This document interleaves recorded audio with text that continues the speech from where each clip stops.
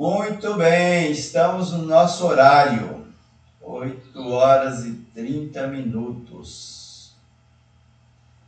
Conforme o pessoal for chegando, a gente vai já fazendo nosso estudo, né, dessa manhã de sábado. Vamos fazer a nossa oração para poder ter um melhor aproveitamento, que a gente possa ser envolvido pelas radiações, pelas energias que vêm dos benfeitores espirituais, que estamos mergulhados nele e que também geramos energias boas. Eu digo gratidão, Senhor. Gratidão por mais esse momento de estudo, de reflexão em torno da doutrina espírita, que nos leva a esse conhecimento sobre nós mesmos, que nos leva a esse momento em que a gente se olha um pouco mais e é convidado a mudanças no nosso pensar, no nosso agir, no nosso sentir, enfim. Que esses ensinamentos possam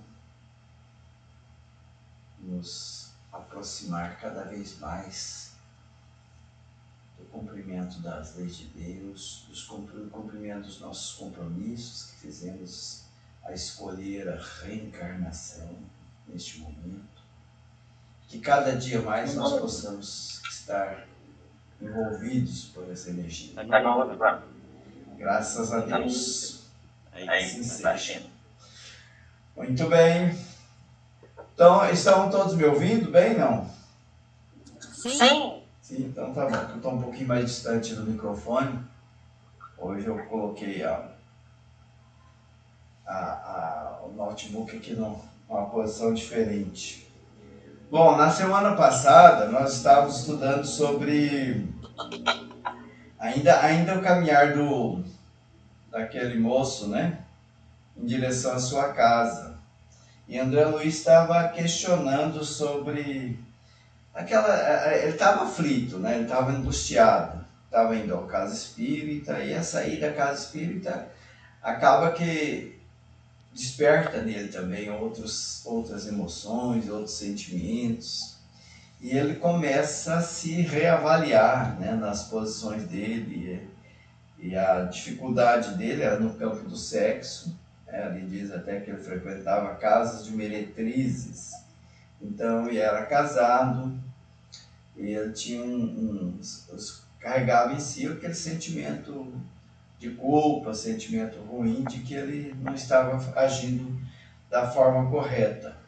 E por mais que ele tivesse desejo de sair daquela situação, ele era convidado, né, a permanecer. Tinha dois espíritos, duas sombras que acompanhavam ele e que também vivia nessa sintonia. Então ele sentia dificuldade em se afastar desse ambiente, dessa sintonia, desse sentimento que ele tinha.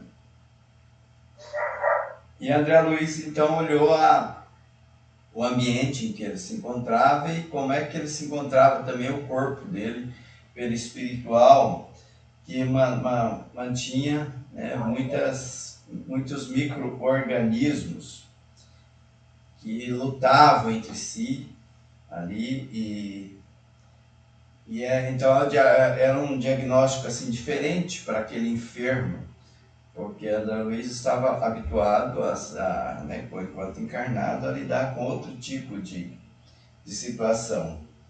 Então ele via então aqueles parasitos escuros e a desesperação e a sede incessante que ele passava.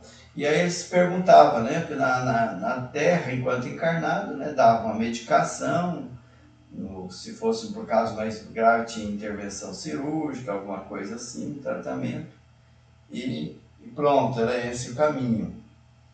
E como tratar de um enfermo nessa situação, um enfermo que estava nesse ambiente. Como é que era isso? O que fazer para aliviar aquelas dores terríveis, né, que ele passava? O que fazer para que ele saísse daquelas angustiantes inquietações, angustiosas inquietações. A gente, às vezes, né, vê pessoas no equívoco, né? E quando é o outro, a gente sempre tem um julgamento muito duro, fala assim, mas por que ele não sai dessa, né? Por que ele permanece nessa situação? E já começa a colocar alguns adjetivos para a pessoa e tudo mais. E aqui André Luiz narra que não é uma situação tão simples assim, né? Que existe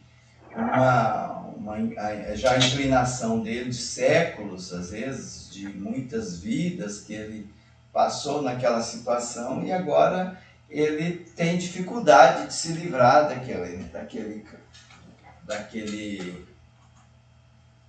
daquele comportamento, daquele costume que ele tem, né? Então, como fazer isso? E André Luiz, ele né, via ali o enfermo daí, né? Porque ele estava vendo do ponto de vista espiritual. A gente aqui, enquanto encarnado, às vezes a gente olha pessoas em determinadas viciações, seja ele no sexo, a alimentação, como foi citado, né, alcoolismo, ou outras viciações que a gente sabe, percebe, né? A gente julga a pessoa muitas vezes e fala que poderia se livrar muito fácil, mas não é bem assim, né? Qualquer tipo de viciação, ela, como o próprio nome diz, né, é um vício. A pessoa está escravo daquela situação. Ela tem dificuldade de se livrar daquela situação. Todos nós temos uns viciozinhos, né? A gente chama os nossos vícios de viciozinhos porque a gente não julga eles tão grave. Né? A gente sempre é muito brando no julgamento conosco mesmo. Mas a gente sabe da dificuldade de se livrar dele, seja no campo emocional, seja no campo de físico. Então a gente pode se comparar com esses vícios, né, que essas pessoas que estão citadas aqui têm, né? Então nós paramos na última conversa justamente nessa parte, né,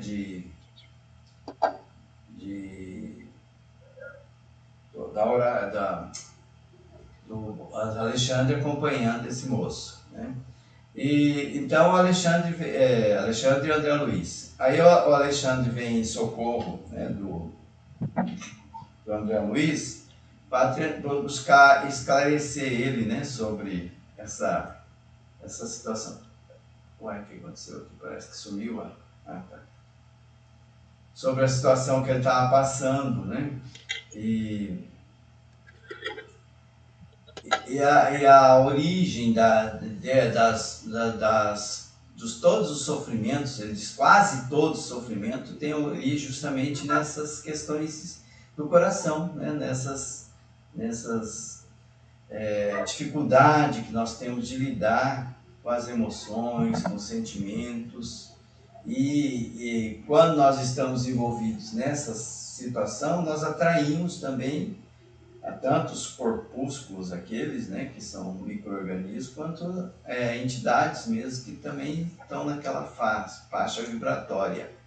Então, quase todos, a totalidade do sofrimento, então ele fala sofrimento físico e o moral também, né, o íntimo, aquele, né, que vem das ondas inferiores, ou deve a ele a sua origem dolorosa, como diz aqui. E nós estamos sempre nessa troca, né, pela permuta magnética de baixa classe. Então, os criminosos, essa parte aqui é bem interessante, os criminosos de vários matizes, os fracos da vontade, os aleijados do caráter, os doentes voluntários, os teimosos e recalcitrantes de todas as situações e de todos os tempos, integram comunidades de sofredores e penitentes do mesmo padrão, arrastando-se pesadamente nas regiões invisíveis ao olhar humano. Então, a gente pode fazer uma reflexão aqui, né, sobre essas questões. Quem seriam os fracos da vontade? Quem seriam os fracos da vontade? Vontade fraca, né? Força de vontade, a gente usa muito esse termo, né? Então nós temos desejos, né?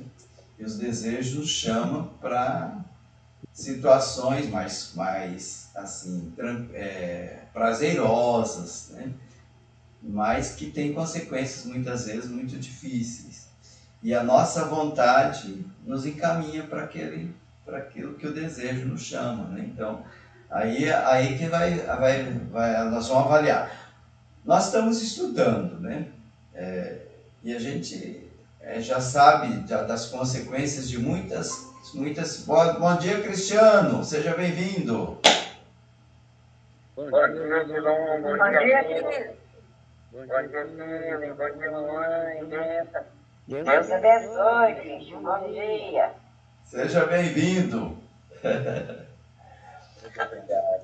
Então, nós estamos falando aqui sobre os criminosos, né, de vários batismos. Eles chamam de criminosos, veja bem, né? A gente às vezes fala, mas essa minha vontadezinha, esse meu exagerozinho, né, nessa situação ou outra, não é tão sério assim, não, né?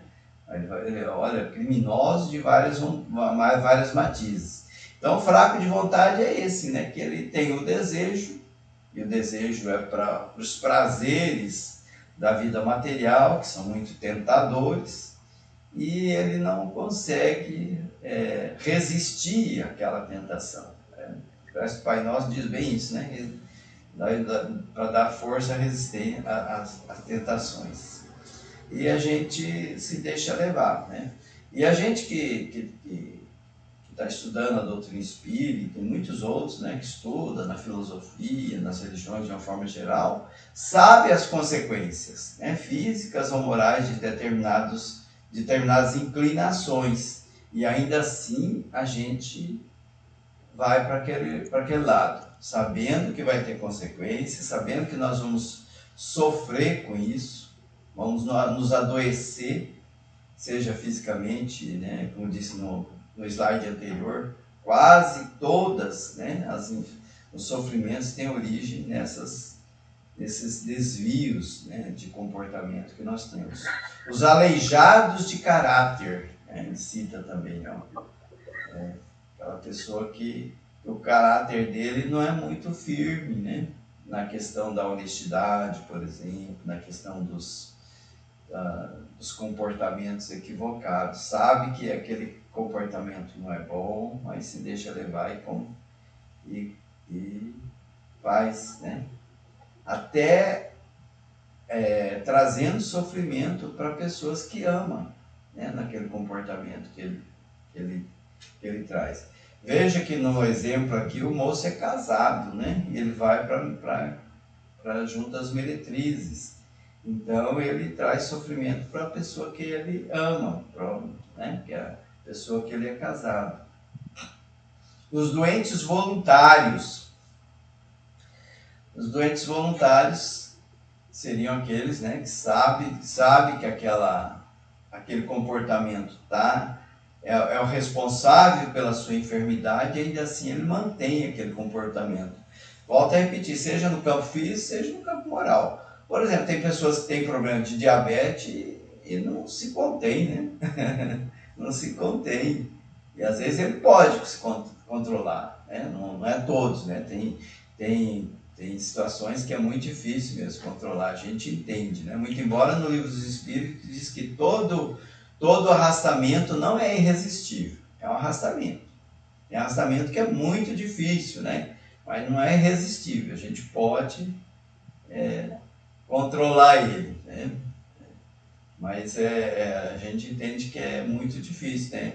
Quando a pessoa se escraviza em determinado vício, ela precisa de socorro, de ajuda, e ela precisa querer esse socorro.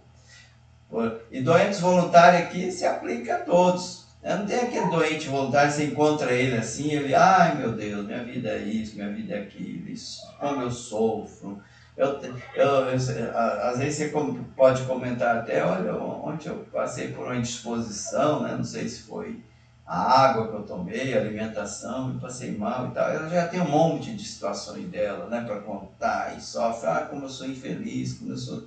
Reclama. É um doente voluntário aquele ali, né? Porque ele está sofrendo por conta do excesso de reclamação que ele dá e continua fazendo naquele caminho, né? Então, os teimosos, eu acho que teimosos é difícil algum de nós escapar, né? Tem momento que eu sou tão teimoso, depois eu passo e falo, mas que besteira, né? Uma coisa tão boba. Mas eu fui teimoso.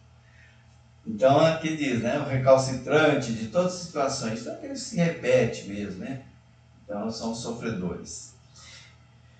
Então, esses, eles criam formas horripilantes, porque a nossa matéria, a nossa mente, aliás, ela gera matéria. A energia que geramos pelo pensar, ela materializa, ela gera matéria. Então, ela plasma situações tanto para de uma forma geral, quanto para nós mesmos, né? Nós modificamos, inclusive, a nossa constituição física, causamos enfermidades a nós mesmos. Então, André Luiz diz, né, que o campo médico é muito maior depois da morte do corpo, né? Tem muitas mais coisas assim, para ser refletida, ser estudada, e ele diz que sem dúvida.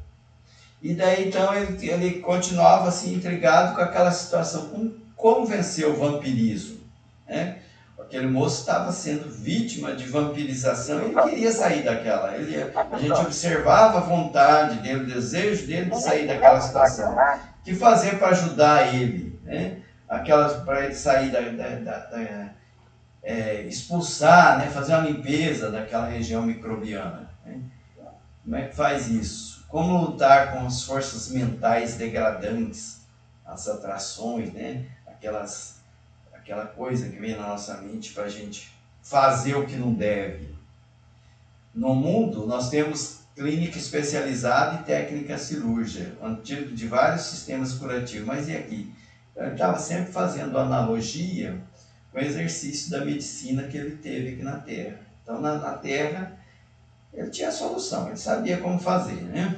Para fazer um antibiótico, uma cirurgia, né? Uma medicação aqui e ali, pronto. Mas naquela situação ali, como curar, né? Como fazer? Então, Alexandre falou, olha, verificamos o tratamento remoto nos templos. O que é o tratamento remoto nos templos, né? Nos templos, você viu que eles foram lá na casa espírita, que não deixa de ser um templo também, né? E lá também ele teve uma melhoria, né? Em alguns templos a pessoa vai lá e tem melhorias, tem outros que não, né? Depende do templo também, né? Depende do que as pessoas ali envolvidas estão pensando, estão sentindo. Então a gente lá a gente tem ideia, né, sempre tem ideia de que o problema está lá fora, né? E que tem entidades diabólicas que estão nos assediando, que elas são responsáveis por tudo. Ele diz que não é de todo errado isso aí, né? Nós temos realmente entidades, né, que nos influenciam e nós influenciamos ela, como nós já dissemos. Então, é sem dúvida, né, que nós temos esses desvios, né, de conduta, desvios mentais, e que esses desvios mentais levam também à questão física, né? Então, como as duas coisas têm que andar bem, né? Eu tenho um bom comportamento na questão física e um bom comportamento na questão mental, né? Ele até faz uma comparação aqui que a música depende do instrumento fiel. Então o espírito está comandando o corpo, né? Então precisa que ele trabalhe isso aí para poder agir de forma correta. E daí ele lembra que a medicina nossa aqui ainda está, né, tratando só de uma parte, né? Talvez a parte mais importante, como nós estamos vendo aqui, a medicina não olha, não lança esse olhar. Mas ele diz que a ciência médica vai atingir culminâncias sublimes, vai verificar que o corpo é transitório, que a alma é eterna. Então, o tratar o corpo é como um paliativo, se não trata da alma. Aquela enfermidade, ela não se resolve de todo, ela pode se resolver momentaneamente, mas a origem da enfermidade está na parte emocional, na parte comportamental, que a pessoa ainda não trabalhou. E ele lembra, né, nós temos milhões, né, de células, e ele diz que cada célula física é instrumento de determinada vibração mental. Veja bem, né? Como é que é complexo o nosso corpo físico e o seu trabalho com a questão mental, com o corpo perispiritual. Então nós somos uma complexidade muito grande, né? Nós somos e geramos energias. Essa parte de gerar energia é fundamental a gente entender, né?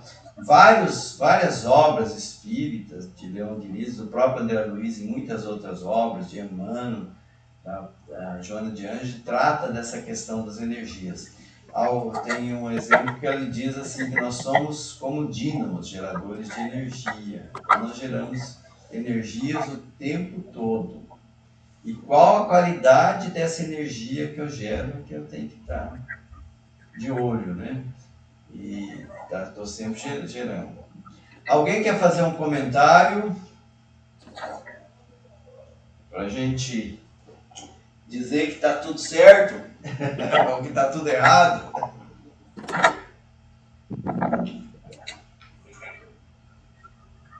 Ninguém?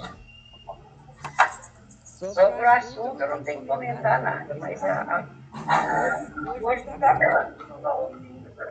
O microfone está fugindo. Microfone? Eu estou pondo no ouvido. Ah, a senhora está com fone de ouvido? Não, estou pondo o telefone no ouvido, para me ouvir. Ah, tá. Ai, tá. Não tá bom. Tem hora que foge, está fugindo. Ah, pode ser da internet então, né? Porque ele não está contínuo. Se eu tivesse o contínuo estivesse baixinho, daí pode ser eu aqui que estou falando baixo. Provavelmente. Não, mas não sei, às vezes eu troquei de celular também, quem sabe, pode ser. Ah, tá.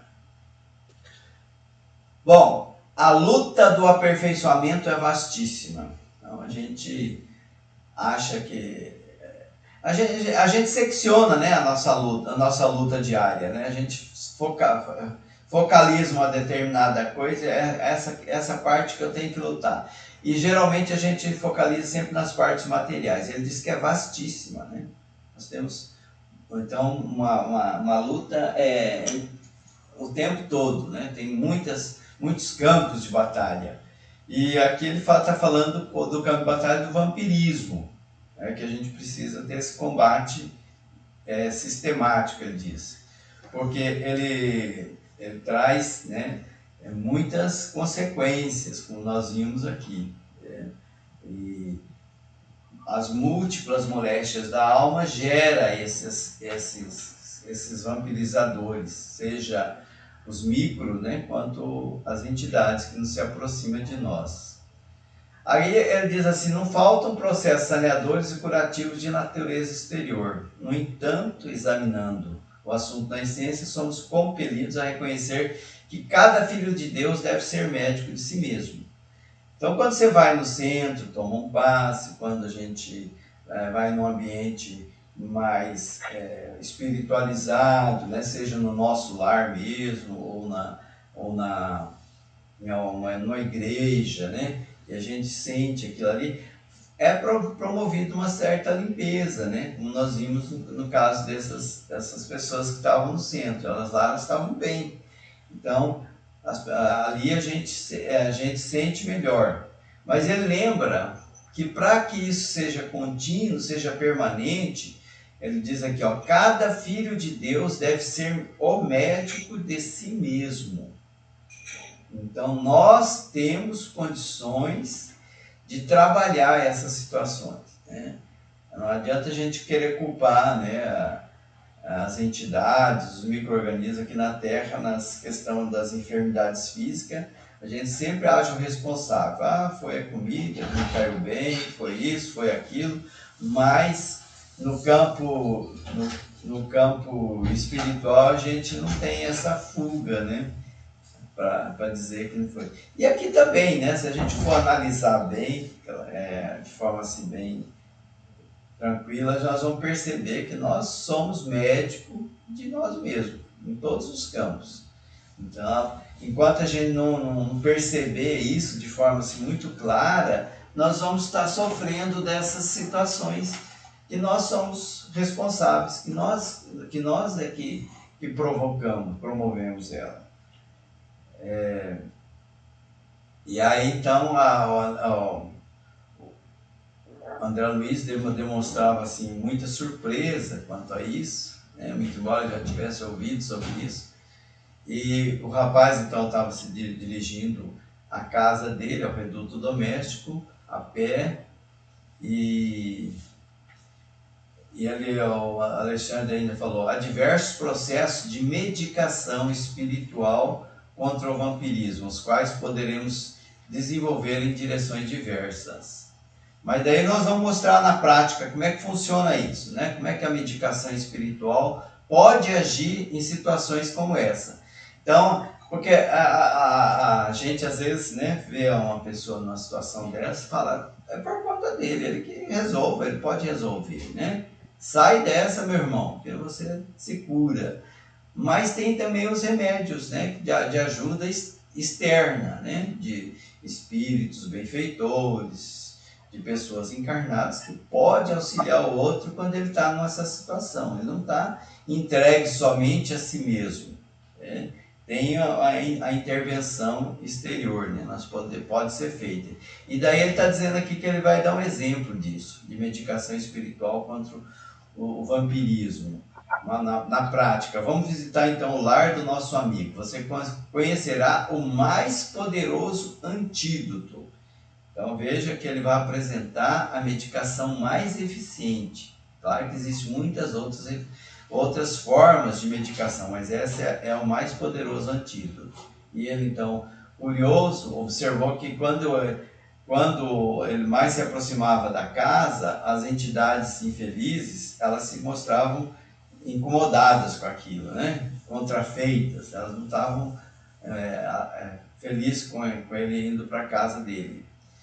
E eles não conseguiam também acompanhar mais ele, não conseguiam entrar dentro da casa, as entidades. Ele estava com dificuldade.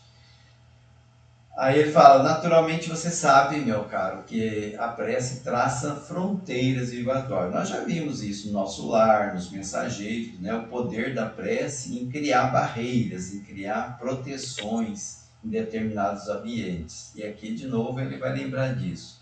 Aqui reside uma irmã que tem a felicidade de cultivar a oração fervorosa e reta. Veja bem essa palavrinha, né? Felicidade. Então ela vive bem. Poderia ser um irmão muito infeliz, né? Afinal o marido tem tantas dificuldades, né? É fraco na questão sexual, tem problemas, mas ela tem a felicidade de cultivar a oração fervorosa e reta. Então o comportamento nosso nessa questão, ele nos leva a viver melhor, ainda que a gente vive num ambiente totalmente difícil, totalmente complicado, mas nós podemos estar muito bem conosco mesmo por conta do nosso de cultivar a oração fervorosa e reta. Lembra que não é qualquer oração, né? Oração fervorosa e reta, que são aquelas qualidades da prece que nós já vimos também em outras ocasiões. Entraram então, né? E o moço chegou, né, já para ir dormir, já se preparava para dormir, e Alexandre explicava o motivo da paz que estava dentro daquele lar. Fora, ele vivia um turbilhão, ali já estava um ambiente de paz. O lar, disse, não é somente a moradia dos corpos, mas acima de tudo a residência das almas. Ele estava num ambiente de santuário doméstico. E ali, nesse santuário doméstico, onde se encontram criaturas amantes da oração e dos sentimentos elevados, ele converte-se em campo sublime das mais belas florações e colheitas espirituais. Nosso amigo não se equilibrou ainda nas bases legítimas da vida, depois de extremas vacilações levianas, experiências da primeira mocidade. Então, na primeira mocidade, ele teve muitas vacilações nesse campo e se escravizou nele, ele não conseguia sair dessa situação. E a sua companheira, mulher jovem e cristã, garante-lhe a casa tranquila, pelo menos ali, né, no lar, quando ele entra no ambiente do lar, ele tem um ambiente tranquilo. Ali ele sente as forças, né, que ela emite pela oração, as forças purificadoras e luminosas, que o espírito dela está sempre trabalhando. Então, a importância, né, de ter alguém, no lar que tenha essa espiritualização. Nós vimos naquele ambiente lá também outros, né, que tinha a senhora, né, a menina que também tinha essa ideia de oração, então que garante a tranquilidade no lar. Aqui nós estamos vendo só ela, né, mas já é o suficiente para que, pelo menos naquele ambiente, a tranquilidade seja grande e confortadora. Então ele vê ali que cada ângulo, cada pedacinho do lar, das paredes, né, cada objeto, havia vibração de paz inalterada. Vibrações de paz inalterada. Então o rapaz se penetrou no aposento, disposto ao descanso. O Alexandre tomou a destra, né, do André Luiz, se dirigiu à porta, né, que se fechara, tranquilo, sem aquela violência. Uma questão, né, que as pessoas de algumas casas batem com violência a porta, pá, pá, pá. Aqui em casa tem 2 adolescentes que é complicado. Falam, rapaz, fecha com carinho a porta, né? Não bate a porta. Mas é assim, ali não, olha, veja bem, né, que até isso, ó, fechara sem estrépito e bateu de leve, né? Então ele chegou, bateu de leve no santuário para penetrar com religioso respeito. Você veja que os espíritos benfeitores, eles não invadem, né, o campo íntimo da pessoa, o lar, o quarto, né? Ele bateu ali, né? O Alexandre poderia muito bem atravessar a porta sem nenhum problema, mas ele tem respeito pelo lar. Aí uma senhora muito jovem, ela, a esposa do companheiro, estava desligada já do corpo físico, ela estava adormecida, saudou o instrutor afetuosamente. E agradeço a Deus, né, disse ela a ele, né, a possibilidade de orarmos juntos, entre. Desejo transformar nossa casa no templo vivo de nosso Senhor. Porque até a conversa dela, né, mesmo, já era voltada para a questão da espiritualização. E André então se dispunha bastante surpreso. O rapaz estava se envolvendo ali entre os lençóis, com cuidado para não despertar a esposa adormecida.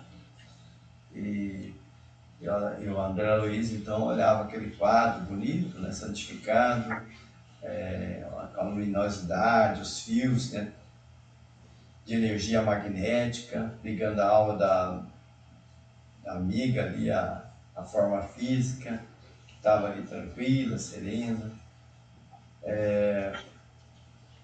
Aí ela falou, desculpe que agora eu preciso atender aos meus deveres imediatos. Qual que é o dever imediato dela? Atender o jovem que chegou, né? Aí você falou, esteja à vontade, Cecília, falou o orientador, com ternura de um pai que abençoa. Passamos aqui tão só para visitá-la. Cecília beijou-lhes a mão e rogou, não se esqueça de deixar-nos os seus benefícios. Que benefícios são esses? Alexandre é um espírito, né, já de luz, né, por onde ele passa, ele pode deixar energias, né? Então ele sorriu por alguns minutos e depois se manteve em meditação para gerar aquelas energias para auxiliar ainda mais aquele lar. Então, enquanto ele se mantinha nessa posição, a esposa, que estava ainda desligada do corpo, né? Ela sentou-se assim à cabeceira da cama e no mesmo instante o rapaz, como se estivesse ajeitando os travesseiros, descansava a cabeça, né, no seu regaço espiritual. Cecília, acariciando-lhe a cabeleira com as mãos, elevava os olhos ao alto, revelando-se em fervorosa prece. Luzes sublimes cercavam-na toda. Eu podia sintonizar com as suas expressões mais íntimas, ouvindo-lhe rogativo pela iluminação do companheiro, a quem parecia amar infinitamente. Então ela tinha um grande amor. É interessante isso, né? Porque na via de regra, o que a gente vê numa situação dessa? Ela poderia sentir uma pessoa assim, traída, né? Uma pessoa que ele cometia o adultério, né? Podia sentir bastante os sentimentos que geralmente envolve, mas não, ela tinha um amor muito profundo por ele. Ela entendia a situação e buscava ajudar a ele, né, naquela situação. É complicado isso, não é não? Complicado, mas é a característica do espírito que está acima dessas questões, que compreende que ele é um enfermo e que quer auxiliar. O amor dela transcende as questões físicas, as questões da sexualidade. O amor que ela sente por ele está muito maior, muito acima disso tudo. E ela, então, ela consegue trabalhar isso de uma forma bem diferente do que a gente está acostumado a observar aqui no campo físico. Então o coração dela se transformava ali num foco ardente de luz, e as partículas envolviam a alma do esposo, né, e promovia nele um alívio, né, e também aquelas energias iam para o campo ali da sexualidade, né, para diminuir aquelas anomalias que estavam ali, anomalias psíquicas, promovendo então havia uma batalha ali, né, destruindo aquelas pequenas formas escuras, que são os vampirismos, né, devorador, e eles estavam em luta ali, né, eles não permaneciam inativos, então lutavam desesperado com os agentes da luz. Então ela estava promovendo ali uma restauração do campo psíquico dele. E aí, o rapaz, né, como se estivesse no oásis, né, numa coisa assim, uma situação assim muito de restauração mesmo, ele perdera a expressão de angustioso cansaço. Ele já sentia o alívio promovido por todo aquele envolvimento energético. Ele já demonstrava-se calmo, mais forte, mais feliz naquele momento. Então ele foi restaurado em suas energias essenciais, enlaçou devagarinho a esposa generosa que conservava maternalmente ao seu lado e adormeceu jubiloso. É uma cena muito bonita, diz André Luiz, muito bela aos olhos dele.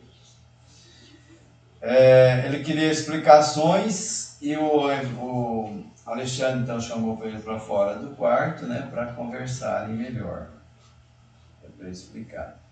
Agora ele falou, você observou tudo, né, como é que funciona. Pode agora então interpretar, né, extrair as próprias relações.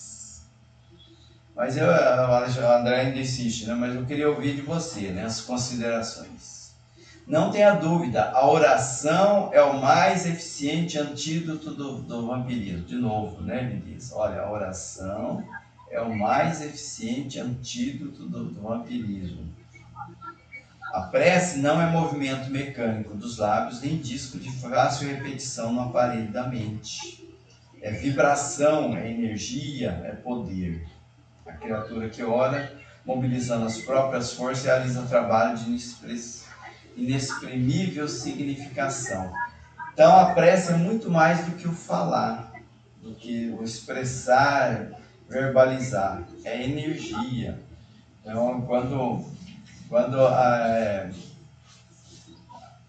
um de nós, né, se aproxima de uma situação ou de uma pessoa e sente aquela sensação assim de ajudar, né, aquela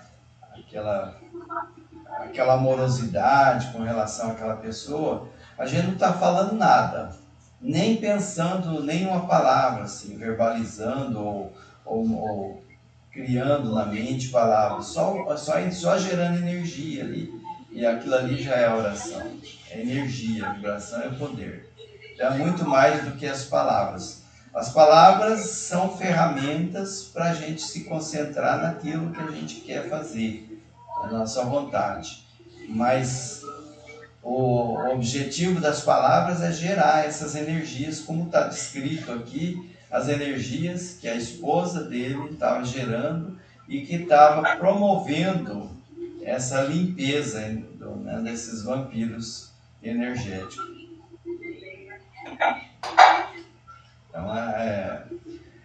Então, ela diz aqui, né, o estado psíquico, ele descortina forças ignoráveis. Né?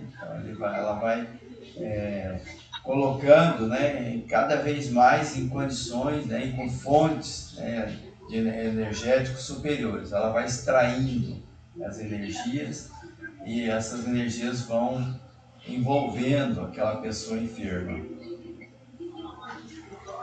Aí Alexandre ainda diz, você não pode ignorar que as próprias formas inferiores da Terra se alimentam quase que integralmente dos raios. Então, as próprias formas inferiores da Terra também se alimentam. A natureza como um todo.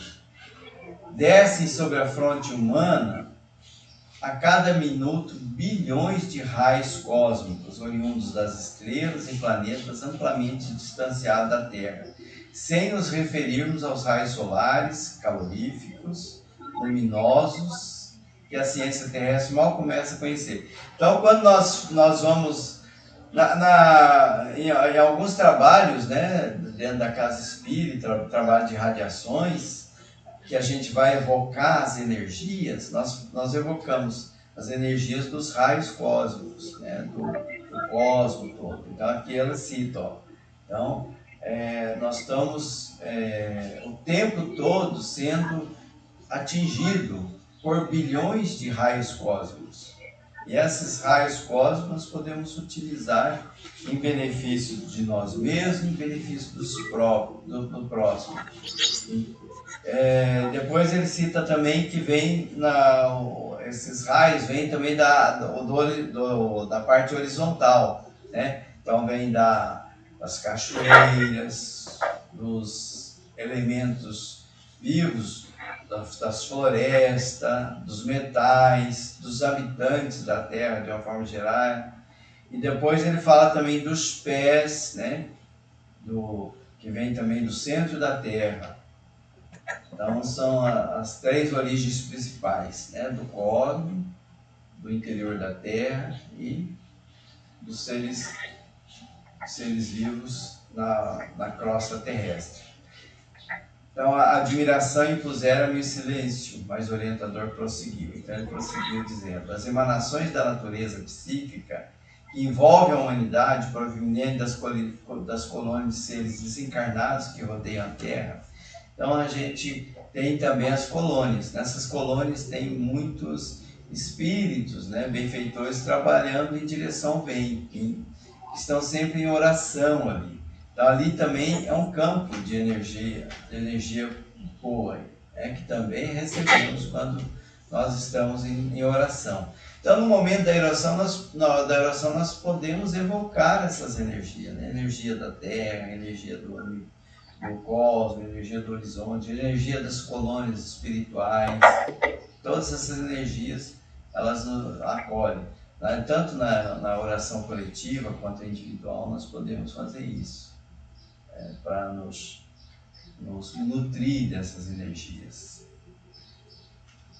Comentários. Nosso tempo está se esgotando já. Acho que nós não vamos conseguir terminar esse capítulo hoje. Comentário. Tem um.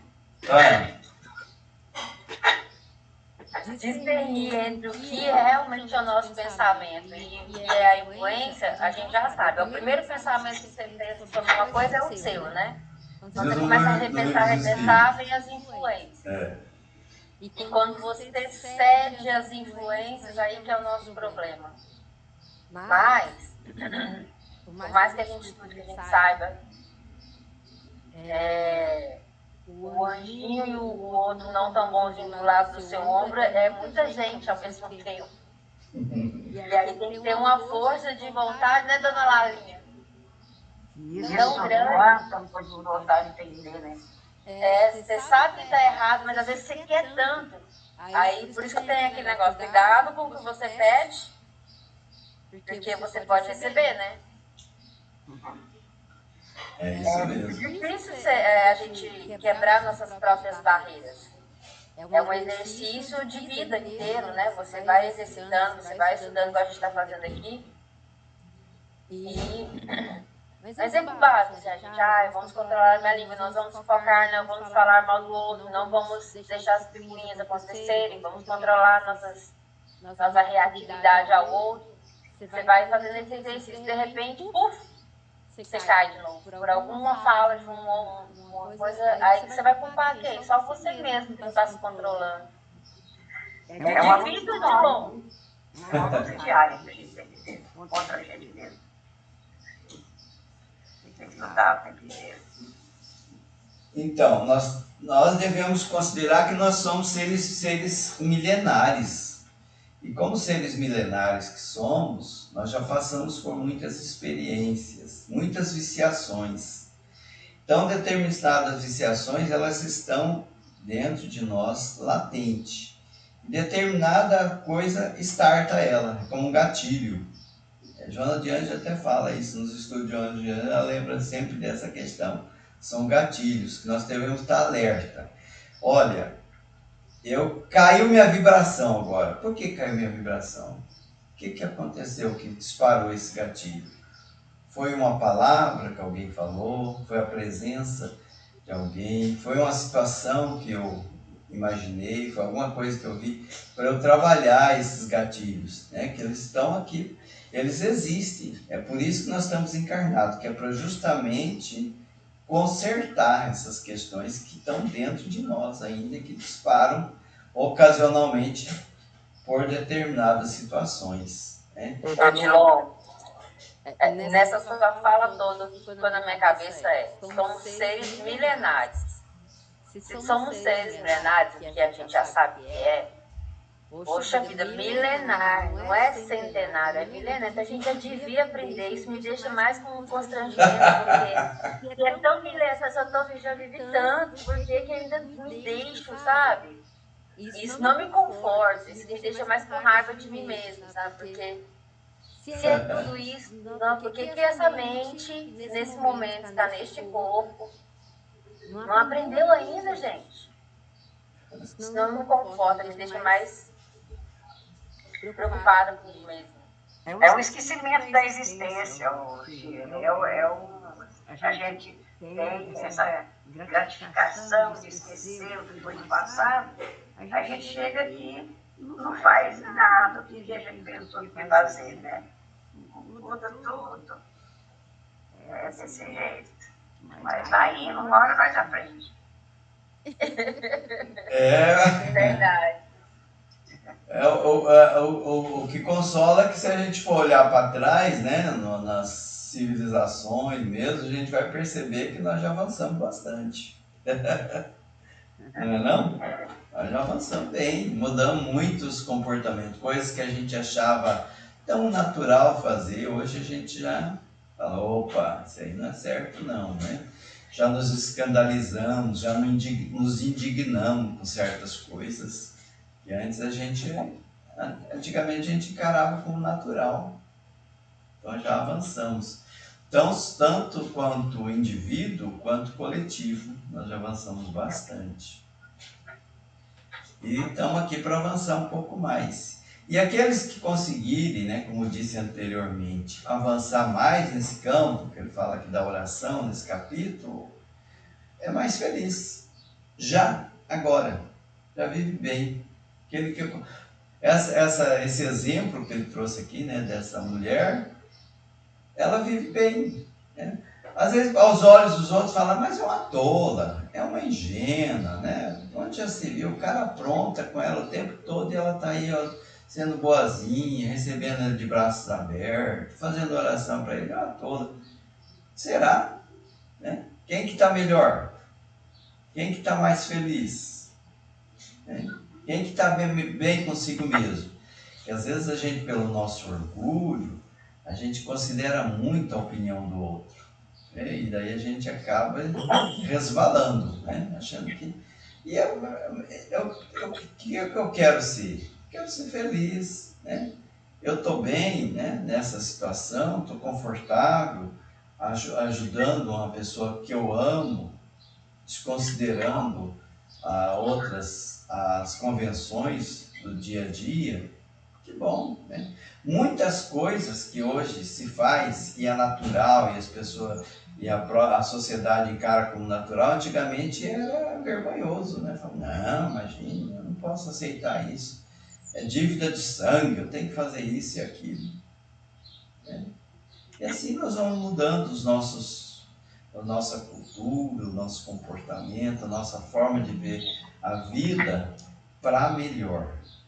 E a gente vai vivendo melhor porque nós consideramos que o outro também tem que viver melhor. Né? Não se consegue ser feliz sozinho.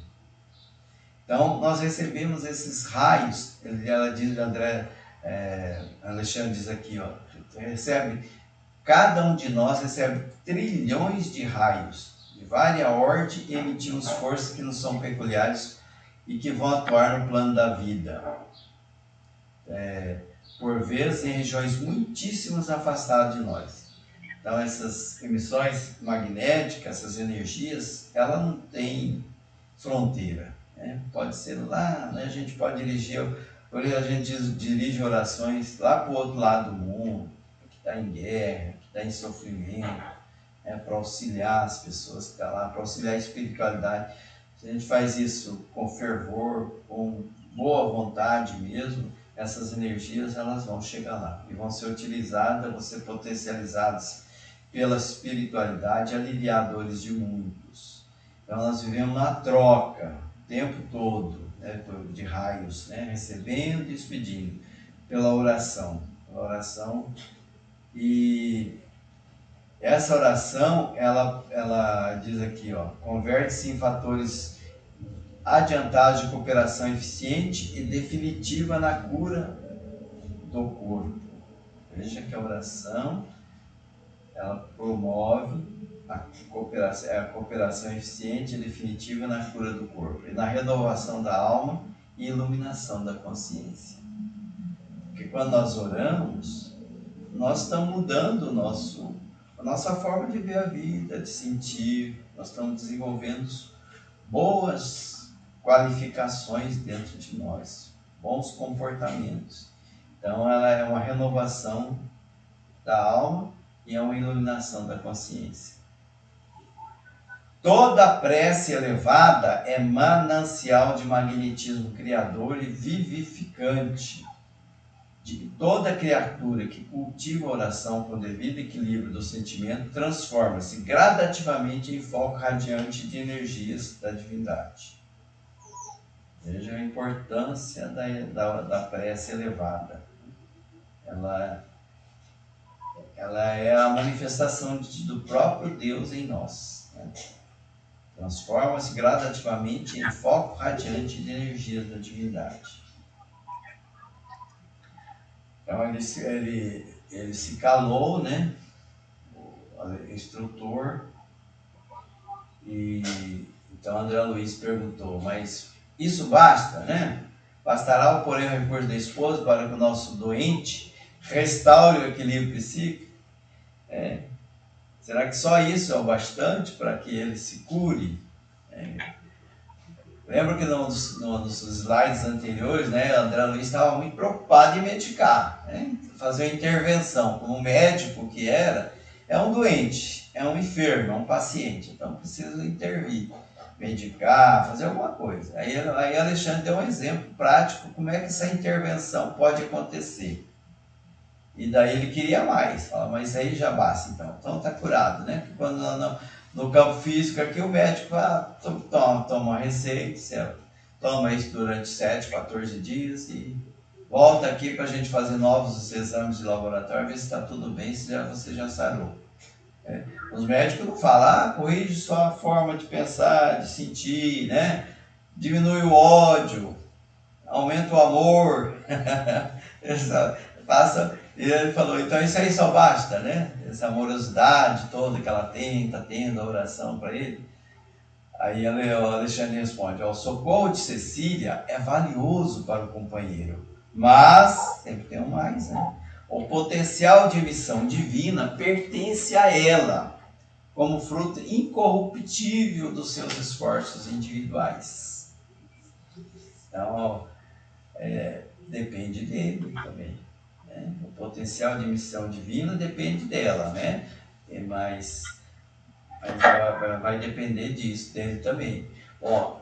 Como nós vamos ver logo a seguir. Significa para ele o acréscimo de misericórdia que ele deverá anexar em definitivo ao patrimônio de sua personalidade através do trabalho próprio. Trabalho próprio.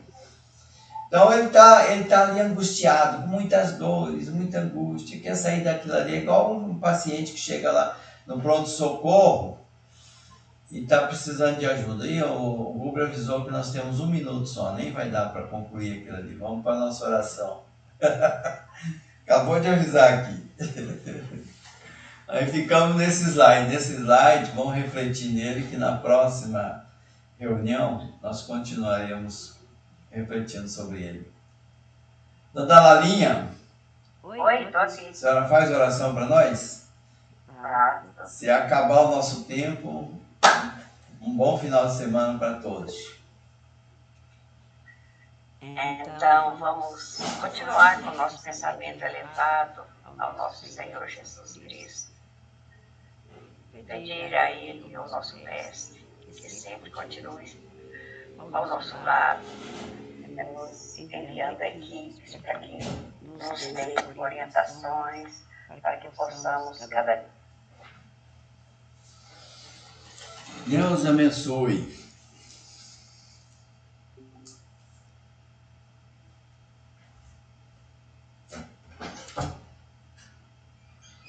Vou emitir o ar.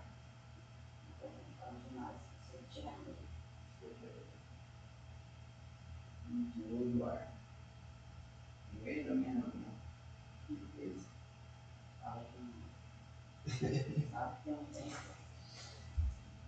coisa.